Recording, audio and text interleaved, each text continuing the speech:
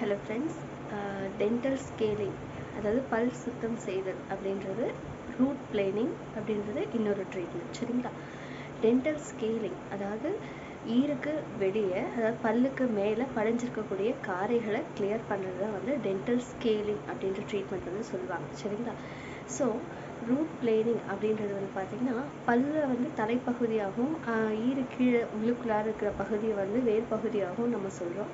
So அந்த வேர் பகுதிக்குள்ளாரையும் அதே மாதிரி ஈருக்கு கீழே படிஞ்சிருக்கக்கூடிய அதாவது ஸ்கேலிங் மூலமாக ரிமூவ் பண்ண முடியாத காரைகளாகட்டும், ஒரு துகள்கள், உணவு துகள்கள் வந்து ஒரு சர்ஃபேஸ் மேலே படிஞ்சிருக்கிறது, இது எல்லாமே வந்து ரிமூவ் பண்ணுறது வந்து பார்த்திங்கன்னா ரூட் பிளேனிங். இந்த மாதிரி 2 விதமான ட்ரீட்மெண்ட்ஸ் வந்து ஃபாலோ பண்ணுவாங்க.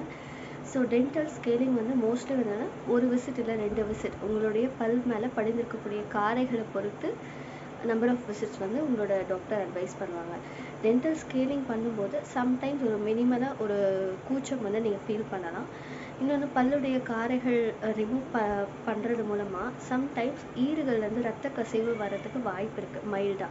அது வந்து அந்த காரைகள் ரிமூவ் பண்ணுறதுனால வரக்கூடிய ஒரு பேட் அதனோட ஒரு இன்ஃப்ளமேஷனரி ரியாக்ஷன்னால தான் அந்த ப்ளீடிங் வந்து அங்கே வரும் ஒரு சில டைமில். ஆனால் அது வந்து அன்னைக்கு இல்லை நெக்ஸ்ட் டேக்குள்ளே அது ரிசால்வ் ஆகிடும். சரிங்களா?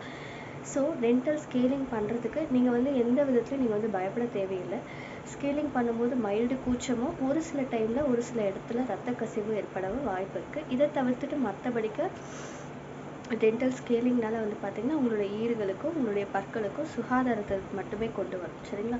ஸோ டென்டல் ஸ்கேலிங் உங்களுடைய டாக்டர் அட்வைஸ் பண்ணுறாங்க அப்படின்னா தயவுசெய்து அதுக்கு ஒரு நெக்ஸ்ட் டைம் பார்க்கலாம் அப்படின்னு அதை ஸ்கிப் பண்ணாமல் முடிஞ்ச அளவுக்கு டென்டல் ஸ்கேலிங்கை ஆஸ் சூன் அஸ் பாசிபிள் 6 மாதத்துக்கு ஒரு முறையோ இல்லை ஒரு வருஷத்துக்கு ஒரு முறையோ உங்களுடைய டாக்டர் அட்வைஸ் பண்ணுற சமயத்தில் பண்ணிக்கிறது ரொம்ப ரொம்ப நல்லது. So say yes to dental scaling. And இப் சப்போஸ் ஒரு சிலருக்கு ரூட் பிளேனிங் சஜஸ்ட் பண்ணுறாங்க அப்படின்னா அதையும் வந்து பீரியாடிக்கலாக பண்ணிக்கோங்க. சரிங்களா? So this is doctor Bodhini. Subscribe my dental world. Video பிடிச்சிருந்தால் லைக் பண்ணுங்கள், ஃப்ரெண்ட்ஸோட ஷேர் பண்ணுங்கள். நான் ரொம்பவே சந்தோஷப்படுவேன். சப்ஸ்கிரைப் பண்ணிவிட்டு நம்ம சேனல் வீடியோஸ் எல்லாம் பாருங்கள். நோட்டிஃபிகேஷன் பட்டன் வந்து நீங்கள் ப்ரெஸ் பண்ணுறீங்க அப்படின்னா கண்டிப்பாக அடுத்தடுத்து வர வீடியோஸ் எல்லாமே வந்து உங்களுக்கு வந்து சேரும்.